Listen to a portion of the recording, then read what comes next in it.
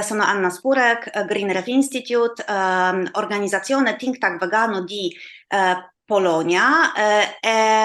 Stasera con me è Roberto Manelli, attivista, antispecista, portavoce di Santuario, Progetto Cuori Liberi, una persona che fa non solo attivista, fa anche diciamo, una voce per tutti gli animali non umani, una persona che fa tantissimi lavori in tempo teoricamente libero, sta facendo una battaglia o una guerra per animali non umani. Ciao Anna, buonasera a tutte e buonasera a tutti e grazie dell'invito. Allora, a me piace definirmi in queste occasioni come un volontario, un attivista del santuario Progetto Cuori Liberi. È uno dei tanti santuari per animali liberi che ci sono in Italia. Siamo sopra i 50 come numero, ormai sono diventati veramente tanti in Italia e io sono attivista volontario da loro da 4 anni. Il nostro santuario è giovane, è un santuario nato nell'aprile del 2018 e io dopo un annetto e mezzo sono capitato da loro. Pur essendo una persona da 25 anni vegetariana, vegana dopo pochi anni, sempre stato attivista, quindi sempre stato volontario in altre associazioni, ma l'arrivo all'interno del santuario Progetto Cuori Liberi ha cambiato la mia vita come cambia la vita di tutti gli animali che sono ospitati. Quindi da 4 anni, come dicevi tu, Anna, il mio tempo libero è dedicato a loro. Allora, i santuari nascono principalmente per ridare vita, dignità e diritti a quelli che sono considerati gli animali da reddito. Quindi nelle varie categorie umane sono gli animali di serie B, di serie C, perché per noi gli animali di serie A sono gli animali da compagnia, quindi cani, gatti. Gli animali di serie B sono quelli che noi consideriamo esclusivamente ad uso sostanzialmente alimentare o per altre produzioni. Quindi nascono principalmente per ospitare pecore, capre, maiali, bovini, le galline, le anatre, tutti quegli animali che appunto sono all'interno delle filiere di produzione. E poi, fino a 3 mesi fa, avevamo anche 40 bellissimi maiali. È bellissima, bellissima frase, animali dai reddito, perché normalmente in inglese noi chiamiamo loro so-called farm animals, allora sono sempre animali di serie, non lo so se è C o Z, allora sono Sì, questi. sì, sì. Esattamente, sono questi che purtroppo noi umani abbiamo deciso che sono oggetti che devono finire la vita per ritrovarsi sul nostro piatto. Questo porta a diverse conseguenze e purtroppo siamo dopo il discorso di Commissione europea di Stella Kyriakides di ieri, che ha deciso di dare una mano per industria, ha deciso di non fare revisione di legislazione per animali dai reddito, ma ha deciso di dire ok, tocchiamo solamente trasporto, ma altre proposte non si tocca, nonostante questo che ha detto che siamo all'inizio della strada, ma inizio della strada era il 2019, inizio della strada era 40 anni fa, inizio della strada è sempre quando politici prima elezioni decidano che è inizio della strada e purtroppo le promesse non si mantiene. Allora siamo in momento brutto dopo 13 settembre quando Ursula von der Leyen ha deciso anche di dare una mano e parlare di dialogo con contadini, con industria, con allevamenti, con tutti questi che producano nostro cibo. Allora, come questi che voi in Italia avete un giornalista speciale, Stefano Liberti, che ha detto signori del cibo. Loro sono signori del cibo, loro decidono chi mangiamo, come mangiamo, chi sarà ucciso per il nostro piatto, chi prenderà soldi dai nostri soldi pubblici. Roberto, una domanda, perché voi avete un santuario veramente speciale anche come location. Dove esattamente si trova questo santuario? Dove si trova Progetto Cuori Liberi? E se questi che sono intorno sono cuori liberi? Allora, noi siamo a pochi chilometri da Pavia. Pavia è il capoluogo di una provincia della Lombardia, quindi siamo a sud di Milano. Siamo nella pianura padana e siamo in una provincia piccolina che conta solo lei 180 allevamenti di suini. Solo lei. È una piccola provincia, noi siamo in mezzo e intorno a noi ci sono 180 allevamenti di suini, senza contare tutti gli allevamenti di bovini, tutti gli allevamenti di polli, di tacchini. Noi siamo in mezzo ad un territorio dove per cultura, proprio per cultura, è una battaglia continua. Cioè noi in quel luogo parliamo un'altra lingua e cerchiamo di contrapporci veramente a una cultura che da decenni sfrutta, umilia e uccide centinaia di migliaia di esseri viventi. È un po' una battaglia che hanno deciso di fare Ivan e Federica, di aprire quel santuario Cuori Liberi proprio nel paese dove loro abitavano. E è una battaglia che cerchiamo di portare avanti tutti i giorni, di far conoscere un altro modo di relazionarsi con gli animali, appunto, da reddito, che non è quello che tutta la popolazione all'intorno conosce abitualmente. Allora, siamo a settembre 2023. Cosa sta succedendo da voi? Allora, ti faccio vado in attimo indietro con il tempo. Da qualche mese, anzi da qualche anno, nella nostra zona, comunque in Italia, c'è lo spettro della peste suina africana.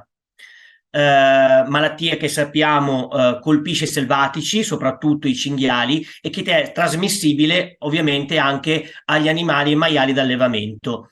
La peste suina arriva in Italia già da anni, ci sono già stati dei focolai, delle problematiche. La Lombardia, quindi la nostra zona, viene segnalata come regione problematica già ormai da un paio d'anni, proprio per l'alta concentrazione di allevamenti di suini. Tanto che l'ATS, che sostanzialmente sono i veterinari pubblici della nostra provincia, già ci fanno fare delle opere di biosicurezza all'interno del santuario e all'esterno del santuario. La prima preoccupazione è appunto che i cinghiali non vengano a contatto con i maiali all'interno del santuario. Cosa strana, perché noi di cinghiali intorno al santuario non ne abbiamo mai visti. Comunque la problematica principale era quella. Va tutto bene fino a quando la peste suina, da questo paura, arriva realmente nella nostra zona. E non si parla purtroppo di settembre, Anna, si parla purtroppo di fine luglio, inizio agosto, quando in un allevamento, e non ti dico una bugia, ti dico la verità, che dista 3 chilometri dal santuario, 3 chilometri, è proprio su una strada, un allevamento viene colpito da peste suina. Quindi cos'è successo? Che quelle persone che ci lavoravano hanno portato la peste suina all'interno del loro allevamento. Questa persona, con la complicità di un veterinario, ha taciuto la diffusione della peste per circa 20 giorni. Gli sono morti 400 suini, li ha movimentati verso un macello, è andato a spargere i liquami nei campi, nonostante i suoi maiali fossero infetti. Nell'arco di poche settimane, altri 3 o 4 allevamenti che stanno praticamente intorno al santuario Progetto Cuori Liberi sono risultati tutti infetti da peste suina africana. Siamo all'incirca quindi al 20 di agosto, quando anche noi a Progetto Cuori Liberi sappiamo che c'è la peste suina all'intorno, ma ormai erano passate settimane dove buttavano liquami nei campi, dove le persone giravano con i trattori, con le macchine, le stesse persone lavoravano in più allevamenti. Noi abbiamo fatto ancora, siamo stati ancora più attenti rispetto a quello che facevamo prima, non facevamo entrare più nessuno al santuario, si entrava solo con i calzari, ci si sanificava le scarpe così, ma non sappiamo, potremmo stare qua a pensare una vita, ma non sappiamo come sia successo. Sta di fatto che la peste suina entra a Progetto Cuori Liberi. In quel momento, il 4 di settembre, insieme all'esito dell'esame della milza, arriva il decreto di abbattimento di tutti gli altri maiali presenti a Progetto Cuori Liberi. Perché? Perché a Progetto Cuori Liberi, pur essendo un santuario per animali liberi, è stata applicata la stessa legge, la stessa normativa che viene applicata agli allevamenti. È lo stamping out, ovvero c'è un solo caso positivo, tutti gli altri vengono uccisi.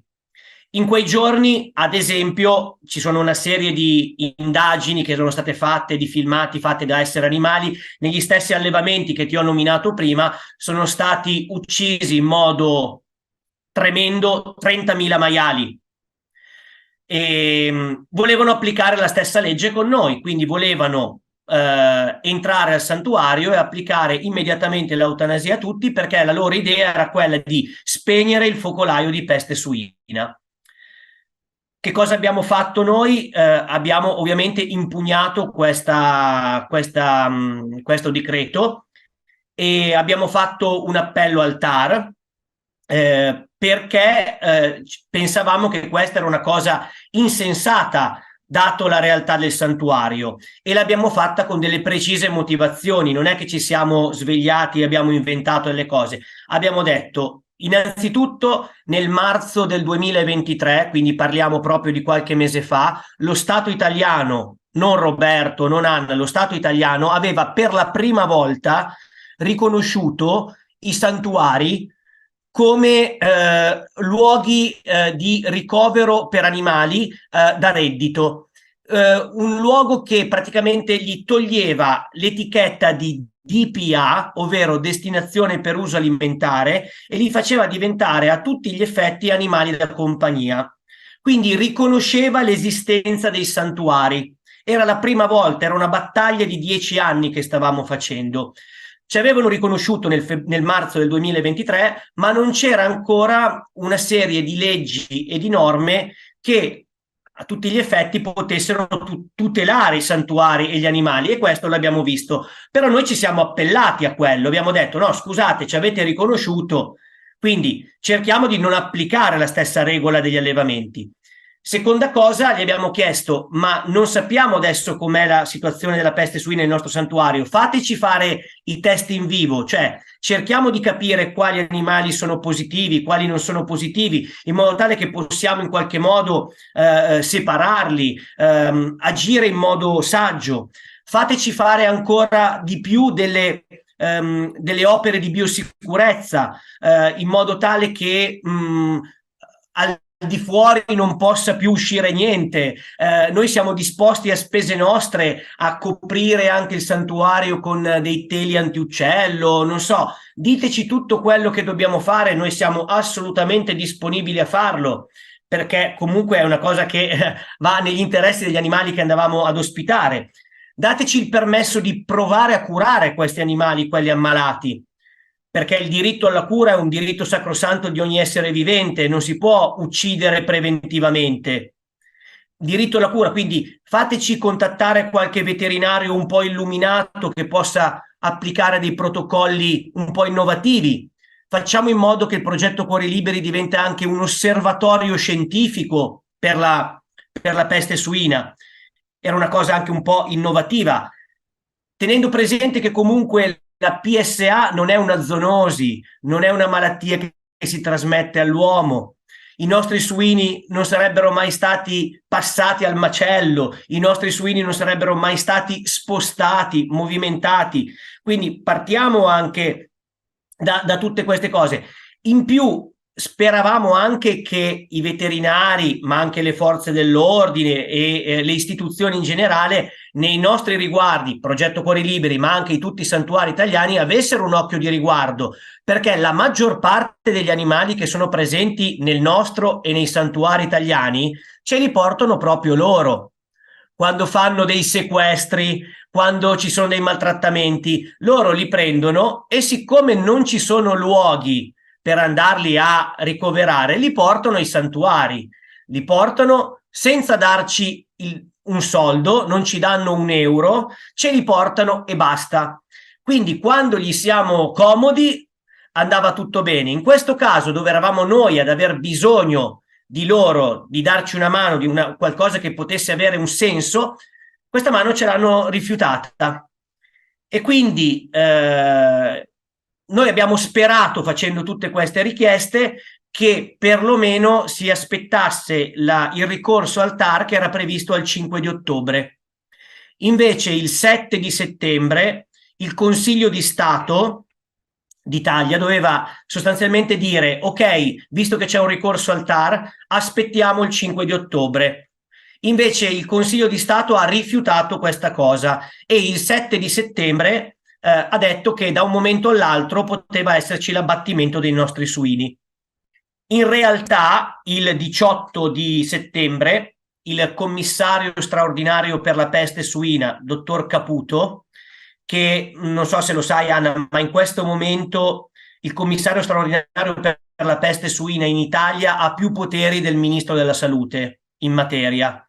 È uno che quando alza la mano, che quando fa così le cose si fanno. Lui manda una mail al prefetto di Pavia dicendo che le forze dell'ordine devono facilitare l'ingresso dei veterinari per spegnere il focolaio di peste suina.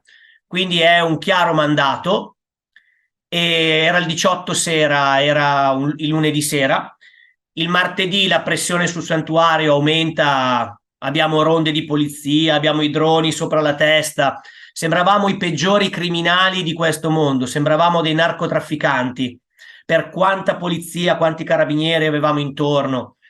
E la mattina del 20 settembre, alle 7 del mattino, arrivano 10 camionette della polizia, seguite poi in seguito da altre camionette dei carabinieri provenienti da Milano, arrivano macchine della polizia, delle forze dell'ordine di ogni tipo, chiudono le strade intorno al santuario per non far avvicinare nessuno, scendono decine e decine e decine di poliziotti in tenuta antisommossa e l'indicazione è chiara: o ci fate entrare o entriamo, non c'è dialogo.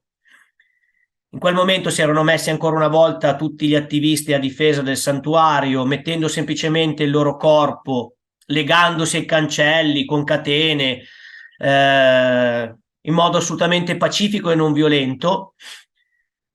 Ma in quel momento, dalle 7 del mattino, è cominciato quello che poi ha fatto il giro del mondo. È cominciata quella barbarie, quell'irruzione violenta all'interno di un santuario che ha visto distrutto un santuario, ma distrutto realmente. Sono stati tagliati i cancelli, sono state tagliate le recinzioni, sono stati abbattuti i recinti dove c'erano altri animali. È stata invasa una proprietà privata, perché il santuario è anche casa di Federica e Ivan, loro abitano proprio in quel luogo. Sono stati picchiati e portati in questura decine di attivisti che hanno semplicemente espresso un dissenso, che hanno semplicemente detto: no, io questa cosa non la voglio, non a nome mio, non con i miei soldi, non con i soldi dei contribuenti, non voglio questa cosa. Ma con quell'azione hanno voluto proprio dimostrare la loro forza, hanno schiacciato i diritti non solo dei 9 maiali che erano ancora in vita, ma hanno schiacciato i diritti delle persone anche. E quindi hanno fatto irruzione, hanno buttato fuori tutte le persone dal santuario, compresi Federica e Ivan, li hanno proprio buttati fuori da casa loro.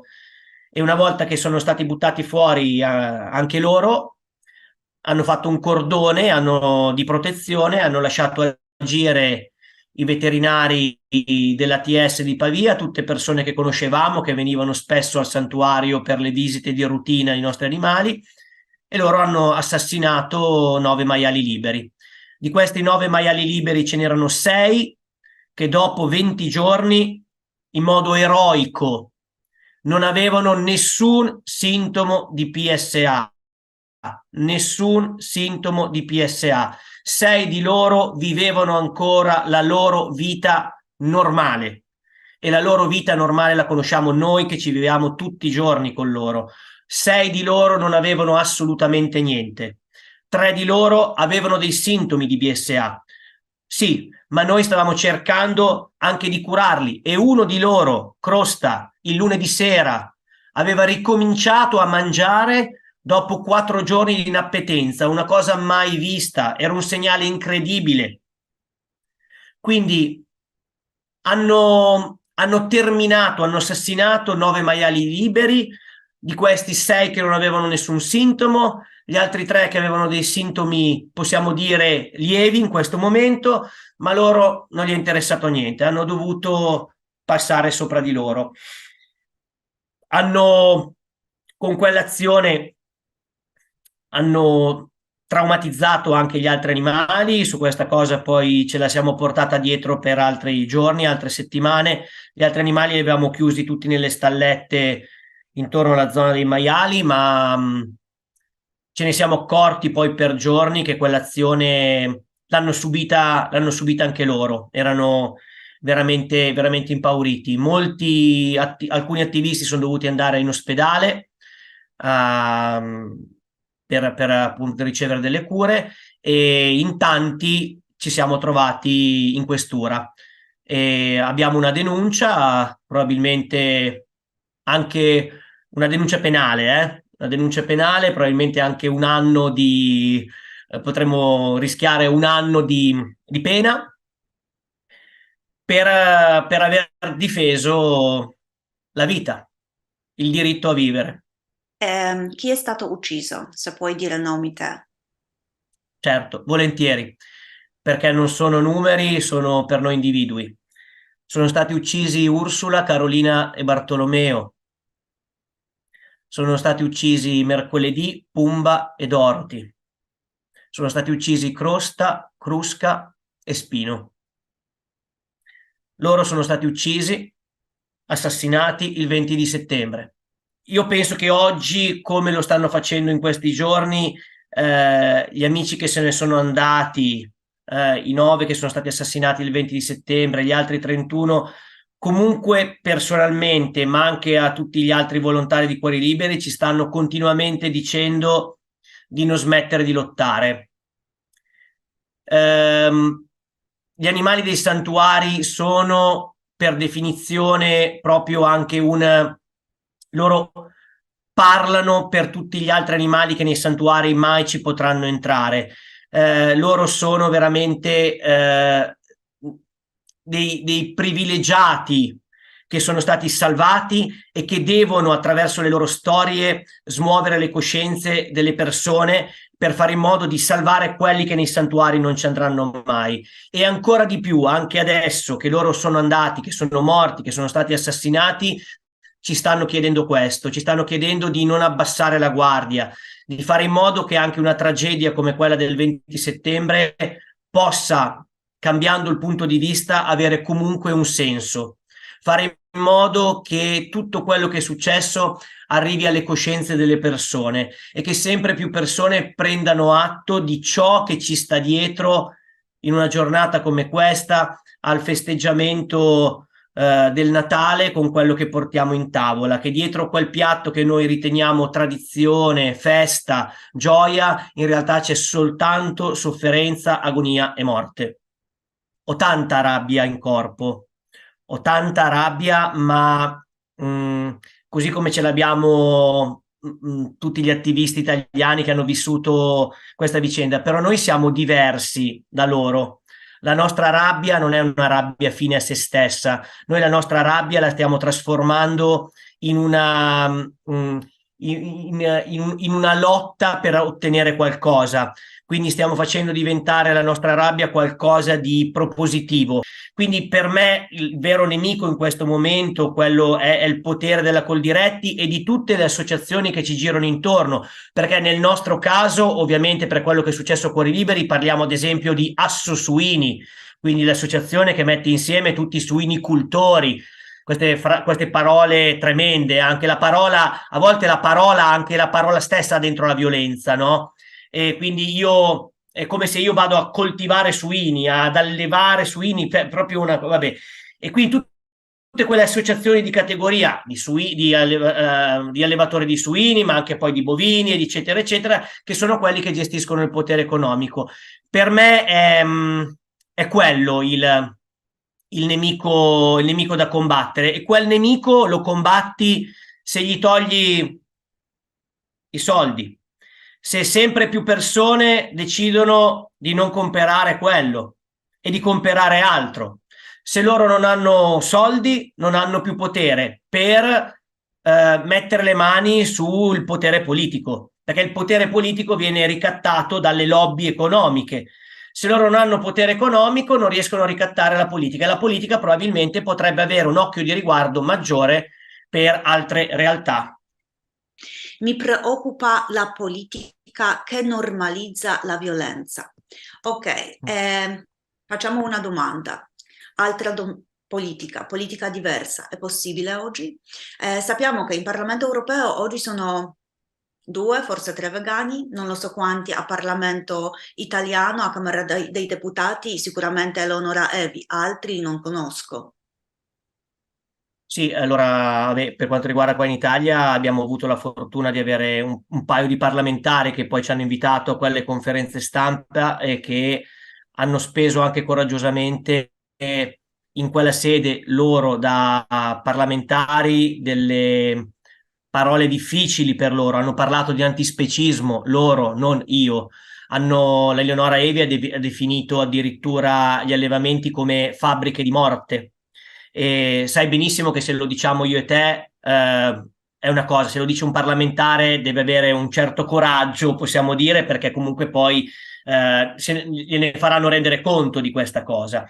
Però sono veramente dei casi isolati.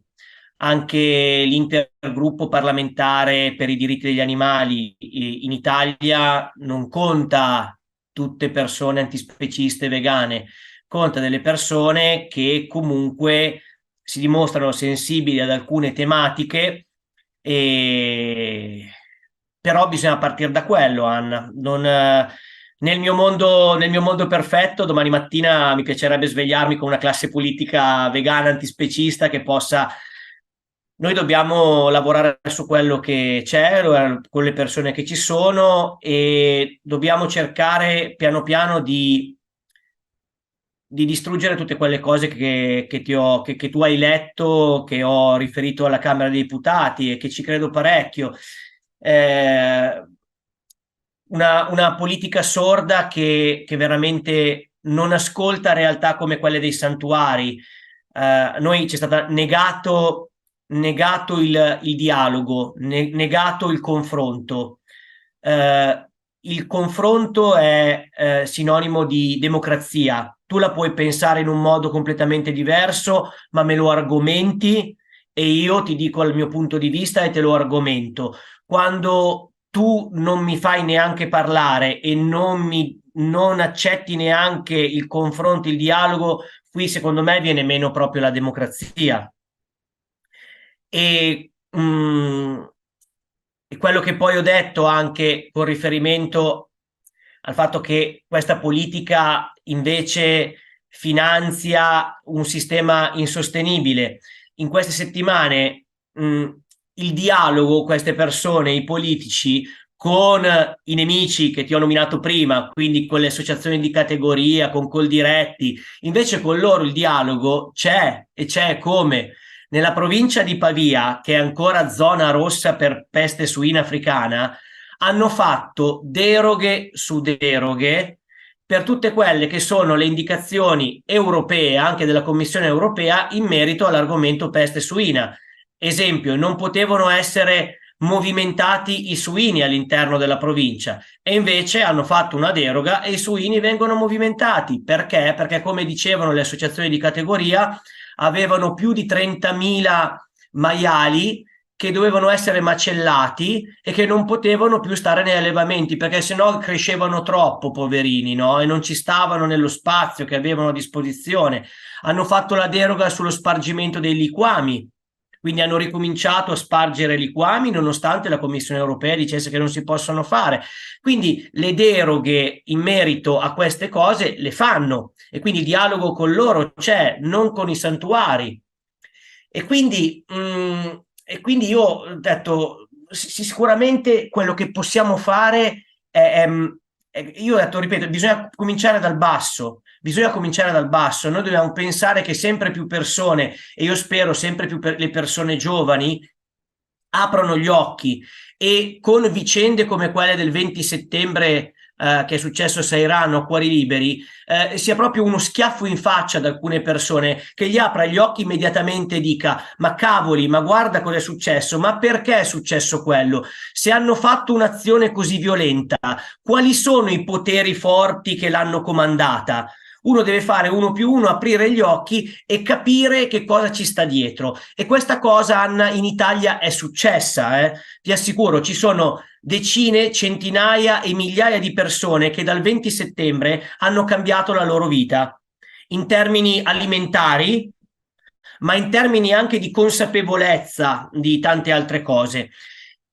Io penso che più persone facciano questo passaggio personale, culturale, più troveremo politici capaci di rappresentarli, più avremo potere nella politica, ma questo penso che sia un percorso lungo e dir poco, lunghissimo, e che in questo momento invece è praticamente con la classe politica attuale nostra, lo vedo quasi impossibile.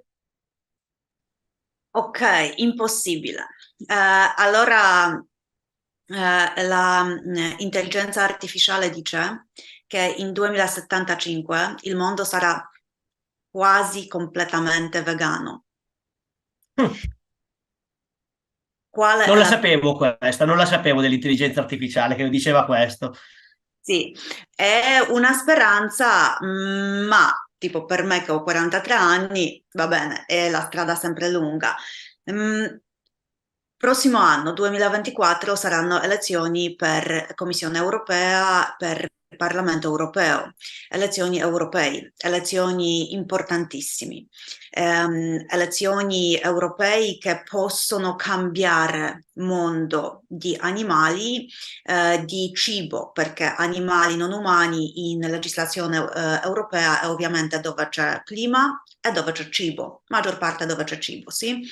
E mia domanda, cosa aspetti te da queste elezioni? Qual è il tuo message per queste elezioni? Qual è il tuo message per questi politici? Perché la campagna elettorale inizierà a breve. Ma guarda, io non so, la mia speranza è che inizino a...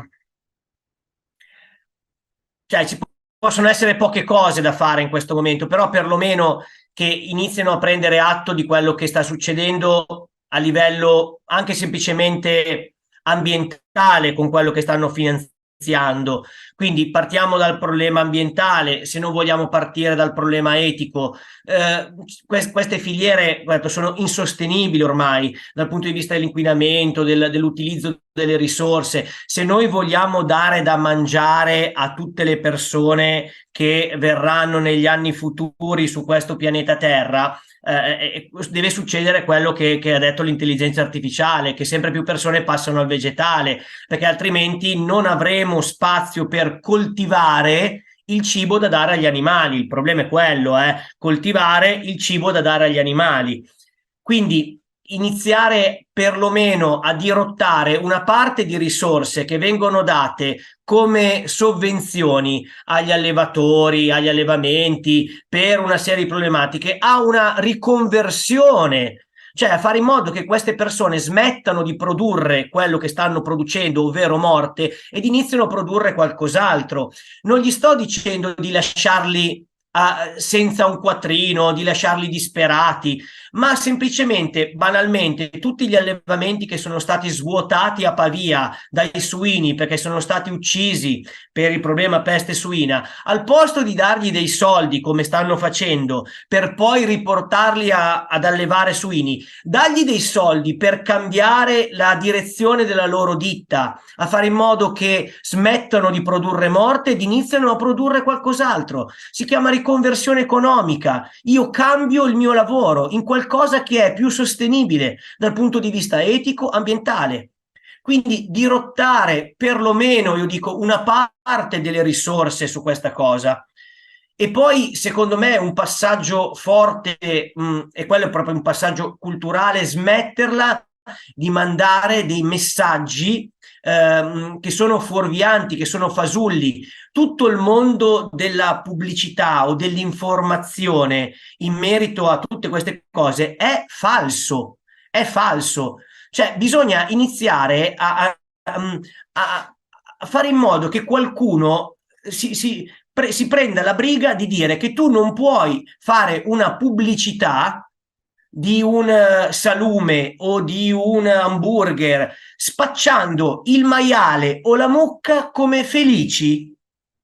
Cioè, sono menzogne. Cioè, noi siamo perseguibili se noi diciamo il falso su qualcosa. Se io ti vendo qualcosa e ti sto dicendo una bugia, io sono perseguibile, ma su queste filiere lo fanno abitualmente perché siamo circondati da pubblicità, da modi di dire, da cose che nascondono dietro a parole belle, a immagini belle, a racconti belli, alle parole della tradizione, delle barbarie improponibili. Quindi mi piacerebbe una normativa che limitasse veramente la possibilità di dire delle bugie in merito a questi comparti produttivi. Basterebbero queste due cose, soldi e limitare appunto questa falsità che viene continuamente propinata. Il mio invito sarebbe quello proprio di provare a frequentare quei luoghi dove si possono vedere gli animali veramente come individui e passare del tempo con loro per fare in modo di abbattere tutti gli stereotipi e i luoghi comuni che ci sono su di loro. Perché penso che appunto soltanto da una presa di coscienza, da una consapevolezza personale possa partire poi un cambiamento più grosso. Quindi il mio invito alle persone è di cercare, se hanno la possibilità nel proprio territorio, nella propria zona, di frequentare delle oasi di pace e di libertà senza distinzione di specie, perché nei santuari si parla di libertà e di diritti non solo degli animali, ma anche degli esseri viventi umani, e di provare a frequentarli, di portare veramente a capire cosa vuol dire avere una relazione con un animale libero, un animale felice, un animale capace di autodeterminarsi, padrone del loro tempo, del loro spazio, delle loro relazioni. E così come ci innamoriamo di un gattino, di un gattino o di un cagnolino, sono certo che le persone che visitano un santuario si innamorano di un maiale, di una mucca, di una pecora, di una capra. Quindi partire da lì, partire dai santuari. Se avete la possibilità nel vostro paese, andate a visitare un santuario e lasciatevi cambiare e non abbiate paura perché una volta che si cambia è, è una sensazione di libertà personale che raggiungi che non è spiegabile, ecco. Grazie mille a tutti che ci hanno ascoltato. Il nostro messaggio come Green Life Institute non cambia. Go vegan, stay vegan. Ci vediamo al prossimo episodio. Grazie mille Roberto.